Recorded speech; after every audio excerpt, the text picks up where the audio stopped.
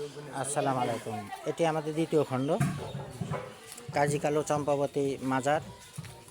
আপনার সেই দ্বিতীয় খণ্ড আপনাদের আমি একটু দেখাবো যে এটা হলো সেকেন্দার বাদশাহ স্টেট, অর্থাৎ পূর্ববর্তী যে সেকেন্দার বাদশাহ ছিল সেই সেকেন্দার বাদশার মেয়েকে গাজী কি কালু দুই ভাইয়ের যে কোনো একজন বিবাহ করেছিল এবং সেই বাদশাহী স্টেট তারা পরিচালনা করত।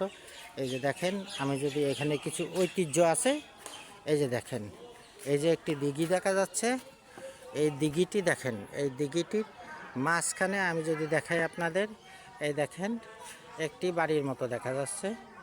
এই যে দেখেন, এই বাড়িটি আসলে এই আমি আপনাদের একটু জুম করে যদি দেখাই, এই দেখেন এখানে কিন্তু একটু নিশানাও দেওয়া আছে। এইটা হলো আপনার যে সেকেন্দার বাদশার যে রাজদরবার ছিল সেই রাজদরবারটি।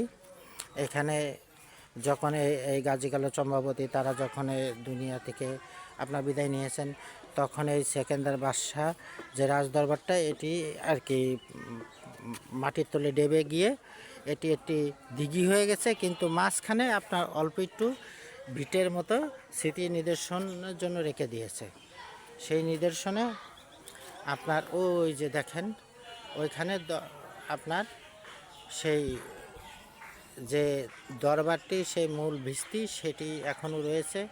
হয়তো আমরা ওখানে যদি যেতে পারতাম তাহলে হয়তো বুঝতাম। আসলে ওখানে কোনো ইটের কোনো কিংবা কিছু দেখতে পাচ্ছি না, শুধু দিঘি, আর দিঘির মাঝখানে একটি ট্যাগ। এই ট্যাগই নাকি ছিল আপনার সেকেন্দার বাদশার যে রাজধানী, যে রাজ্য, সেই রাজ্যর যে রাজদরবার, এটি সম্পূর্ণ দিঘিটা অনেক বড়।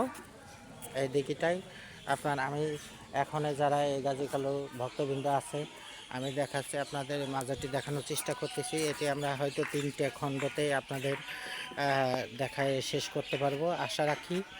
এই যে আপনাদের তবে একটা কথা মনে রাখবেন, এইটাই সেই গাজী কালো চম্পাবতীর মাজার শরীফ।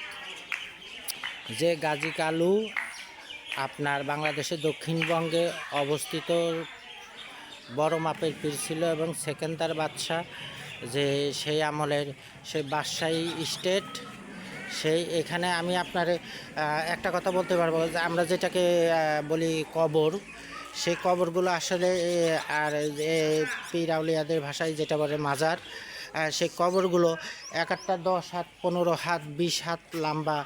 আসলে আমরা তো দেখতেছি 3 হাত, 4 হাত, 5 হাত হয়তো আমরা মানুষের লম্বা অবস্থান করি, কিন্তু